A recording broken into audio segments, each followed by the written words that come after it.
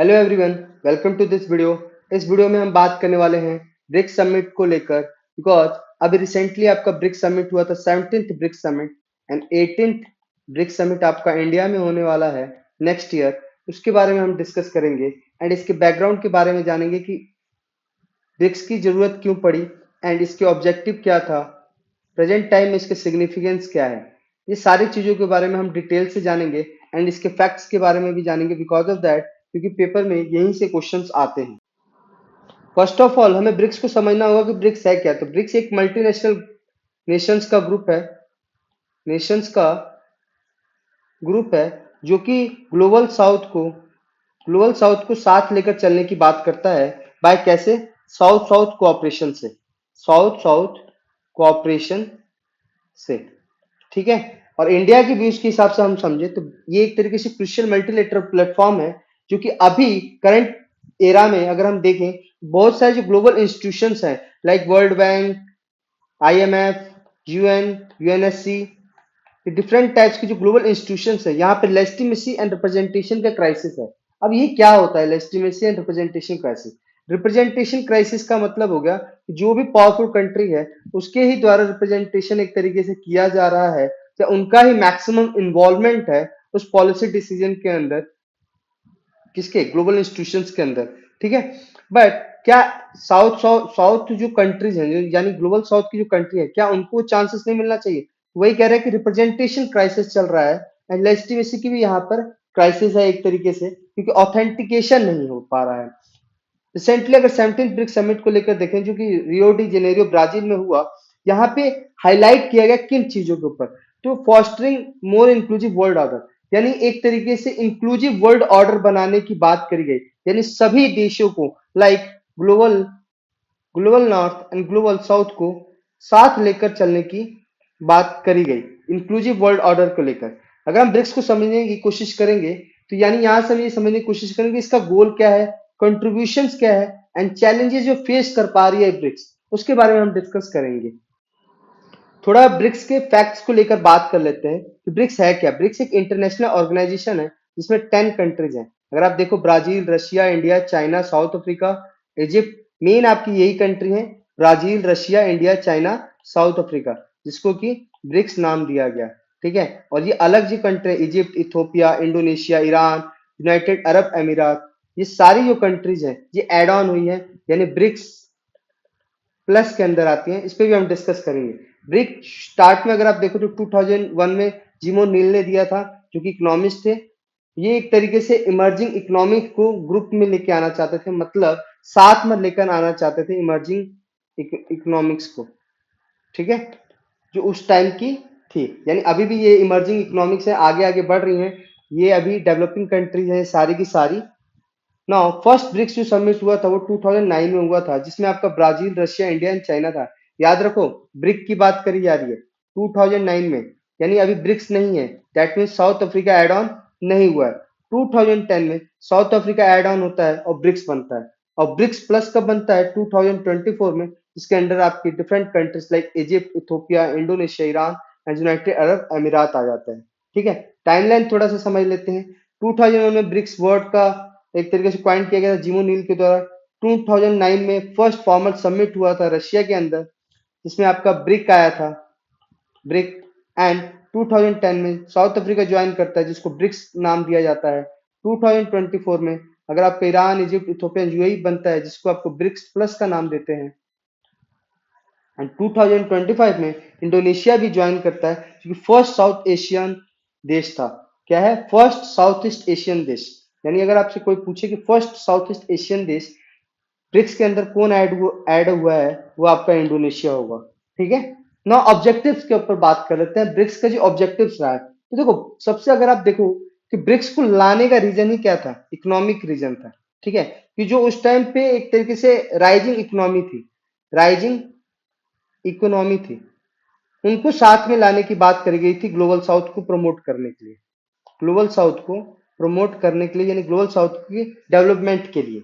तो पहला था इकोनॉमिक ग्रोथ, कि भाई एक दूसरे के साथ, अभी ग्लोबल साउथ का मतलब हुआ यानी साउथ साउथ कोऑपरेशन को इनहेंस करना था। क्या करना था? साउथ साउथ कोऑपरेशन को इनहेंस करना था। दैट मीन्स कि एक दूसरे जो ग्लोबल साउथ की कंट्रीज हैं उनके बीच में ट्रेड को बूस्ट करना, इन्वेस्टमेंट एक दूसरे कंट्री के अंदर लेके जाना, यानी उनके लिए एक तरीके से वहां पे फैसिलिटीज प्रोवाइड कराना, इंफ्रास्ट्रक्चर प्रोवाइड कराना, जिससे कि डिफरेंट कंट्रीज जो क्या है ग्लोबल साउथ की जो डिफरेंट कंट्री एक दूसरे के अंदर वहां पे इन्वेस्टमेंट कर सके। डेवलपमेंट कोऑपरेशन, एक दूसरे के देशों के अंदर डेवलपमेंट प्रोग्राम चला सके। रिफॉर्म ग्लोबल गवर्नेंस को रिफॉर्म करने की बात करी गई इसके अंदर। दैट मीन्स कि जो बड़ी बड़ी इंस्टीट्यूशंस थी like world bank, IMF, UN security council, इनके अंदर एक फेयर रिप्रेजेंटेशन को लेकर यहाँ पर सपोर्ट किया गया। इंपावर द ग्लोबल साउथ, और ग्लोबल साउथ को इंपावर करने की कोशिश करी गई। कैसे? जो डेवलपिंग कंट्रीज हैं उनके वॉइस को एक तरीके से प्लेटफॉर्म प्रोवाइड कराना। और ये क्या था, ब्रिक्स क्या है, एक प्लेटफॉर्म प्रोवाइड कराता है डिफरेंट डेवलपिंग कंट्रीज के लिए। ठीक है, लाइक एक तरीके से strong strong south cooperation show कर कर साउथ की जो कंट्रीज है यानी ग्लोबल साउथ की जो कंट्रीज हैं वो क्या है अपनी बात सामने रख सकती हैं किसके अंदर, इंटरनेशनल जो भी इंस्टीट्यूशंस हैं।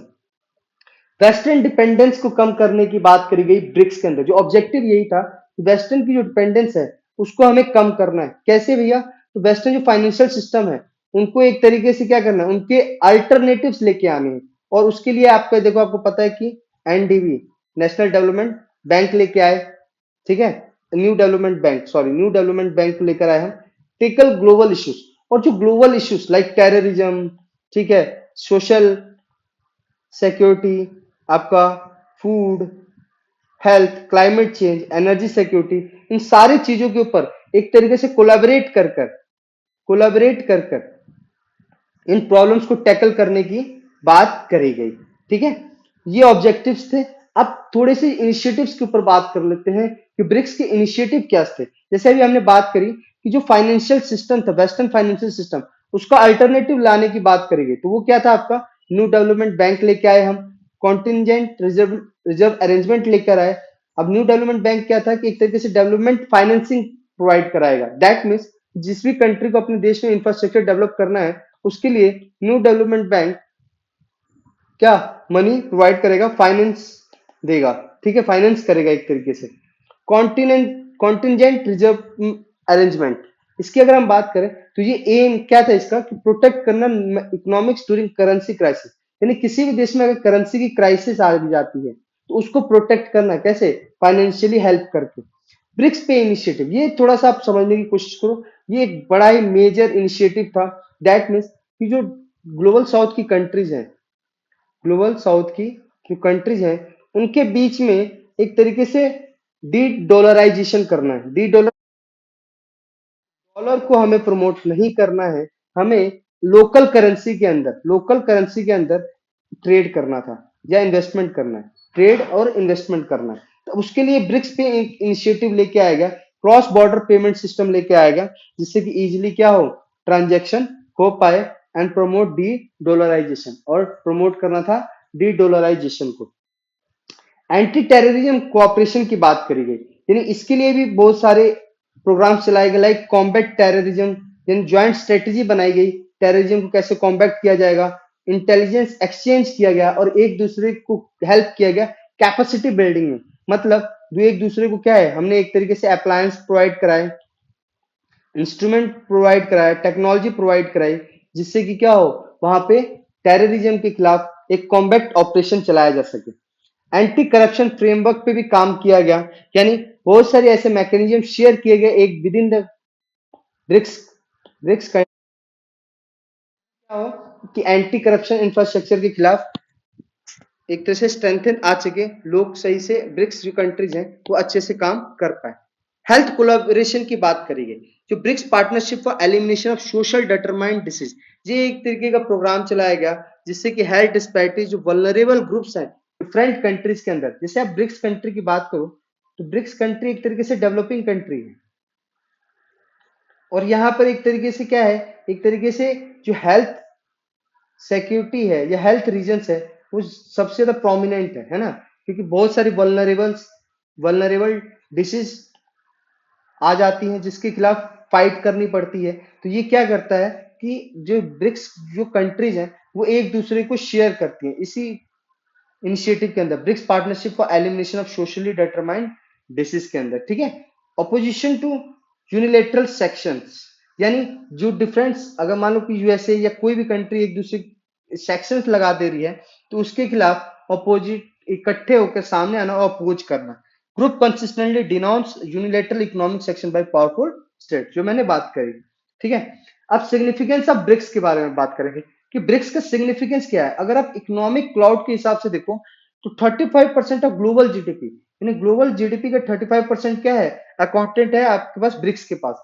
46% ऑफ द वर्ल्ड पॉपुलेशन भी ब्रिक्स के अंडर में आता है, यानी बिफोर इंडोनेशिया एडिशन। अभी इंडोनेशिया के ऐड होने से लगभग 50% पॉपुलेशन तो ऐड ऑन हो चुकी है, बट हम मान के चल रहे हैं 46% ही इंडोनेशिया के ऐड ऑन होने से पहले। प्रोजेक्ट क्या है कि 58% ऑफ ग्लोबल जीडीपी ग्रोथ करना है 2024 से लेकर 2029 को, और पास आउट कर देना है किसको, G7 को, यानी G7 को ओवरटेक कर हमें worldwide 58% of global GDP BRICS की बढ़ा देनी है। यानी कम से कम ब्रिक्स का जो कंट्रोल होना चाहिए, यानी वर्ल्ड इकोनॉमी के अंदर वो 58% की ग्लोबल जीडीपी की बात होनी चाहिए, ठीक है। अगर आप देखो post expansion the group now control 44% of global oil production, यानी अभी करंट में ग्लोबल ऑयल प्रोडक्शन का कितना परसेंट इनके पास है, 44% है, जो कि एक तरीके से स्ट्रेंथ दिखाता है किसका, ब्रिक्स का, ब्रिक्स की स्ट्रेंथ शो करता है। ग्लोबल गवर्नेंस रिफॉर्म्स, यानी डिफरेंट ब्रिक्स जो है एडवोकेट करता है कि जो भी ग्लोबल इंस्टीट्यूशंस आउटडेटेड हो चुके हैं उसके अंदर एक तरीके से मोर डेमोक्रेटिक एंड रिप्रेजेंटेटिव रिफॉर्म्स आए। क्या है, रिफॉर्म्स आए। और इसी के लिए काउंटरवेट टू द G7, ये एक तरीके से ब्रिक्स काउंटरवेट देता है किसके, G7 के, और G7 एक तरीके से आपका डेवलप्ड कंट्रीज का ग्रुप है ना, एंड रिप्रेजेंट करता है ग्लोबल साउथ की वॉइस को। सीधी सी बात है भाई, ब्रिक्स का यही काम है कि डिफरेंट जो आपकी डेवलपिंग कंट्रीज हैं जिनको इंफीरियर देखा जाता है ग्लोबल नॉर्थ कंट्रीज के थ्रू, उसकी वॉइस बनना।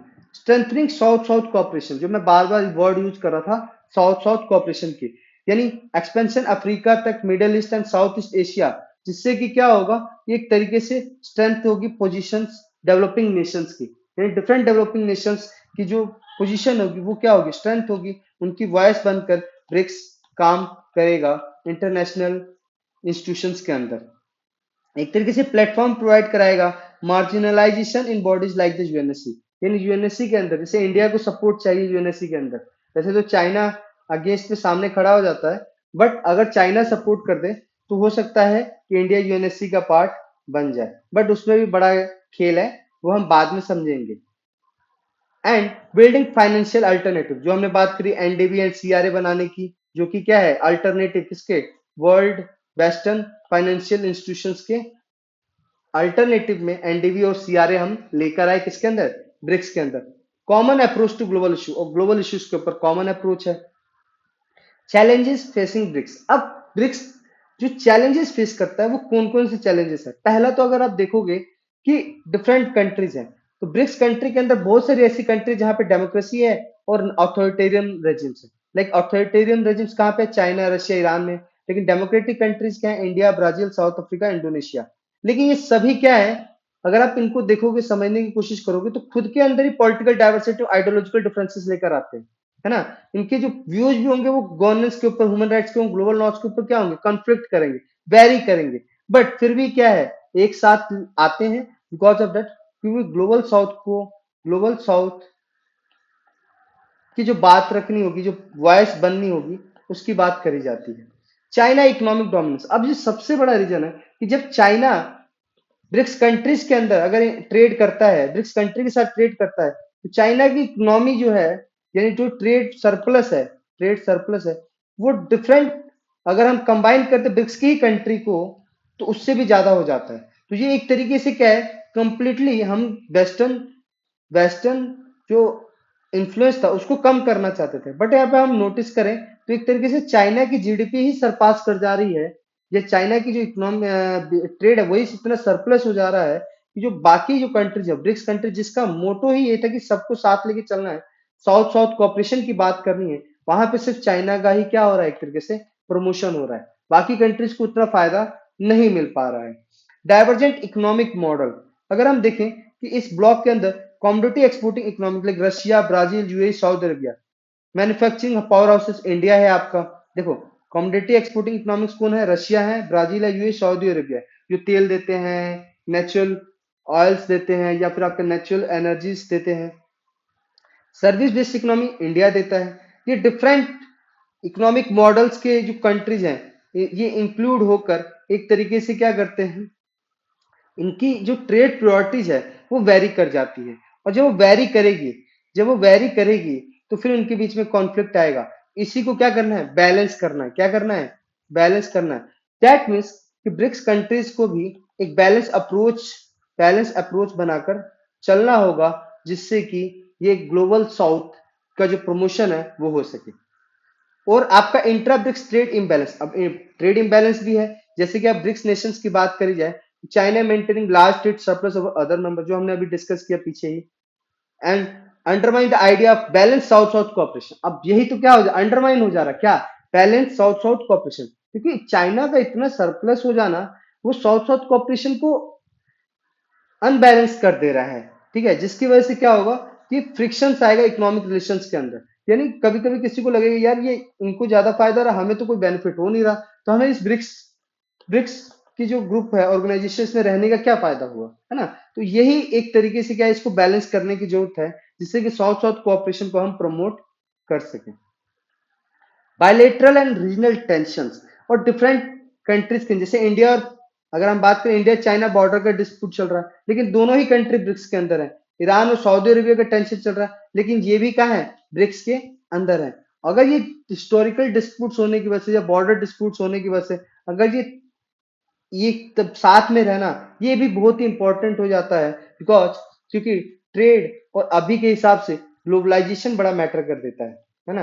ग्लोबलाइजेशन एंड ट्रेड, ये सबसे ज्यादा इंपॉर्टेंट चीज होती है। बट कभी कभी इन सब चीजों की वजह से भी इनके ऊपर इफेक्ट होता है। ठीक है, प्रॉब्लम्स क्रिएट होती है। ब्रिक्स को बनाकर रखना ही एक बड़ी बात हो जाती है, बिकॉज क्योंकि वेस्टर्न यानी ग्लोबल नॉर्थ ये कभी नहीं चाहेगी, ग्लोबल नॉर्थ कभी नहीं चाहेगी कि ब्रिक्स जैसा ऑर्गेनाइजेशन उनके सामने खड़ा हो और उनको चैलेंज करे। एंटी वेस्टर्न परसेप्शन जो मैंने अभी बात करी, यानी एंटी वेस्टर्न परसेप्शन की बात क्या मतलब क्या हुआ कि अगर मान लो कि जब इनको लगेगा कि चैलेंज, तो अभी आप देखते हो कि डोनाल्ड ट्रंप जो है, डोनाल्ड ट्रंप टैरिफ लगाने की बात करते हैं, है ना, डिफरेंट कंट्रीज के ऊपर, क्योंकि उनको लगता है कि कहीं ये ब्रिक्स हमें चैलेंज ना दे दे। दैट्स वाई वो टैरिफ लगाने की धमकी देते रहते हैं, जिससे कि एक तरीके से बैलेंस अप्रोच अपनाए ब्रिक्स की कंट्रीज, है ना? ये एक तरीके से प्रेशर गेम खेला जाता है अमेरिका के द्वारा या वेस्टर्न कंट्रीज के द्वारा। Economic question and retaliation threats, यानी डिफरेंट वेस्टर्न लीडर्स जो मैंने अभी बात करी कि अगर हम अंडरमाइन करेंगे डॉलर्स को या डी डॉलराइजेशन की तरफ अगर हम जाने की सोच रहे हैं, तो अमेरिका ये कभी नहीं चाहेगा, क्योंकि अमेरिका के लिए एक तरीके से यूएसपी है क्या? डॉलर। और अगर डॉलर ही है जिसकी वजह से अमेरिका क्या है, एक तरीके से मोस्ट इन्फ्लुएंस कंट्री है, यानी सबसे प्रभावशाली कंट्री है, जो कि पूरी वर्ल्ड के अंदर एक तरीके से यूनिपोलर डिप्लोमेसी लेकर चलता है। इनफॉर्मल इंस्टीट्यूशनल स्ट्रक्चर, ब्रिक्स एक तरीके से lack a binding charter of permanent institutional mechanism like besides the NDB. NDB के होने के बावजूद भी यहाँ पर एक तरीके से परमानेंट इंस्टीट्यूशनल मैकेनिज्म नहीं है, और हमें उस पर भी काम करना पड़ेगा, ब्रिक्स को उस पर भी काम करना पड़ेगा, जिससे कि एक तरीके से जो भी प्रॉब्लम्स ब्रिक्स कंट्रीज के अंदर है उसका रिजोल्यूशन हो सके। वे फॉरवर्ड की बात करें अगर ब्रिक्स के अंदर, तो पहला है कि प्रायोरिटाइज शेयर डेवलपमेंट गोल्स, यानी शेयर डेवलपमेंट गोल्स, यानी अगर आपको जो भी डिफरेंट कंट्रीज के गोल्स हैं, टारगेट्स हैं, उनको क्या करना है, शेयर्ड वे में लेके चलना है। लाइक जो डेवलपमेंट ऑब्जेक्टिव्स हैं, अगर आप बात करें पॉवर्टी रिडक्शन की, डिजिटल ट्रांसफॉर्मेशन की, ग्रीन एनर्जी की एंड इंफ्रास्ट्रक्चर डेवलपमेंट की, ये सारे कॉमन डेवलपमेंट ऑब्जेक्टिव्स हैं, जिसको कि क्या करना चाहिए, प्रायोरिटाइज करना चाहिए और इस पर काम करना चाहिए। एड्रेस ट्रेड इम्बैलेंस, और ट्रेड इम्बैलेंस को भी नोटिस करना चाहिए और इस पर भी एक तरीके से अच्छे से काम करना चाहिए। लाइक डाइवर्सिफाइंग ट्रेड फ्लोज को डाइवर्सिफाइड करें, प्रमोट करें ज्वाइंट वेंचर्स को, और सपोर्ट करें अंडर डेवलप्ड ब्रिक्स इकोनॉमिक्स को through investment and knowledge sharing. That means जो अंडर डेवलपिंग कंट्रीज हैं ब्रिक्स के अंदर, अंडर डेवलपिंग कंट्रीज हैं ब्रिक्स के अंदर, उनको भी एक तरीके से प्रमोट किया जाए इन्वेस्टमेंट के थ्रू और नॉलेज शेयर करके। इंफ्रास्ट्रक्चर के बारे में, इंफ्रास्ट्रक्चर वहां पे एक तरीके से बिल्ड करके, नॉलेज का शेयर करके, ठीक है, इंस्टीट्यूशंस को एक तरीके से सही तरीके से प्रॉपर वे में वर्क करा के, लाइक डेमोक्रेटिक वे में रन कराकर वहां पे एक तरीके से सपोर्ट किया जाए अंडर डेवलप्ड ब्रिक्स कंट्रीज को।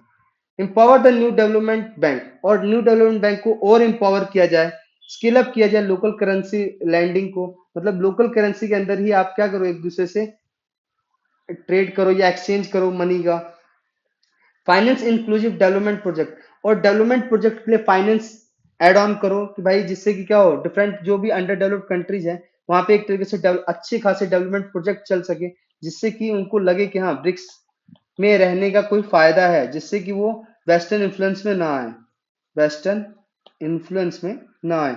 Focus on infrastructure, climate resilience, digital inclusion, ये सारी चीजों के ऊपर एक तरीके से फोकस करना पड़ेगा, बिकॉज ऑफ दैट, क्योंकि अगर किसी भी एक कंट्री का डोमिनेंस होगा तो ब्रिक्स के लिए खतरा हो जाएगा। ब्रिक्स की कंट्री, ब्रिक्स के ही ग्रुप में से किसी एक देश का यानी किसी एक कंट्री का अगर डोमिनेंस आना शुरू होगा तो ब्रिक्स की के ऊपर क्या आ जाएगा, खतरा आ जाएगा। तो उसके लिए म्यूचुअल बेनिफिट के ऊपर काम करना होगा, है ना।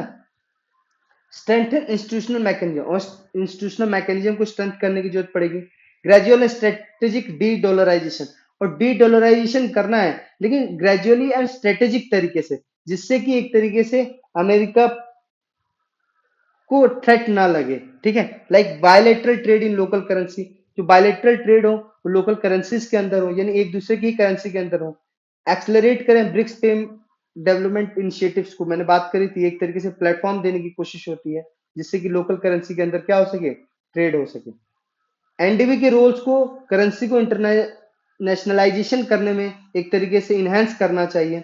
एक्सप्लोर अ ब्रिक करेंसी बास्केट, और एक ब्रिक करेंसी बास्केट बनाने की जरूरत होती है, जो कि क्या है, एक तरीके से वैल्यू, कॉमन करेंसी यानी जो करेंसीज है उनकी वैल्यू को सेम करना, मैच करना, वो बड़ा इंपॉर्टेंट हो जाता है। हो सकता है कि रुपए का और आपका डॉलर की वैल्यू क्या है, अलग अलग है, तो उनको एक एक प्लेटफॉर्म पर लेके आना, सेम वैल्यू पे लेके आना, वो बड़ा इंपॉर्टेंट हो जाता है।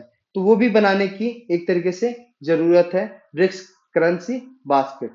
कंक्लूजन ये निकलता है ओवरऑल कि ब्रिक्स एक तरीके से वाइटर प्लेटफॉर्म है अमर्जिंग इकोनॉमिक्स के लिए, जो रिशेप करेगी ग्लोबल गवर्नेंस को और चैलेंज करेगी वेस्टर्न लेड इंस्टीट्यूशंस को, ठीक है। और जैसे जैसे इनकी मेंबरशिप्स और इकोनॉमी इंक्रीज करती चली जाएगी, एक मल्टी पोलर और इंक्लूसिव वर्ल्ड ऑर्डर का फॉर्मेशन होना शुरू हो जाएगा, या हो रहा है, या अभी भी है।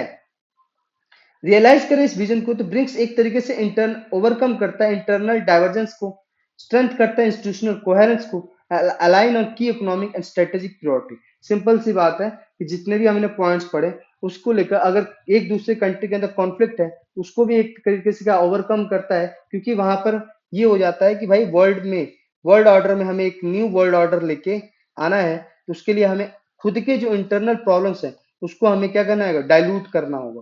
क्या करना होगा, डाइल्यूट करना होगा, और इंस्टीट्यूशनल कोहेरेंस बढ़ाना पड़ेगा, यानी एक दूसरे के बीच की बॉन्डिंग, जो इंस्टीट्यूशंस के बीच की बॉन्डिंग है उसको हमें क्या करना होगा, इंक्रीज करना होगा, और की इकोनॉमिक्स और स्ट्रेटेजिक प्रायोरिटीज को अलाइन करना होगा डिफरेंट कंट्रीज की, यानी डिफरेंट कंट्रीज की अपने अपनी स्ट्रेटेजिक प्रायोरिटीज होगी, इकोनॉमिक स्ट्रेटेजी होगी, तो सभी को क्या करना होगा, एक कॉमन वे में लेकर अलाइन करना होगा, जिससे कि ब्रिक्स को एक तरीके से ब्रिक्स को क्या मिले, प्रमोशन मिले, है ना।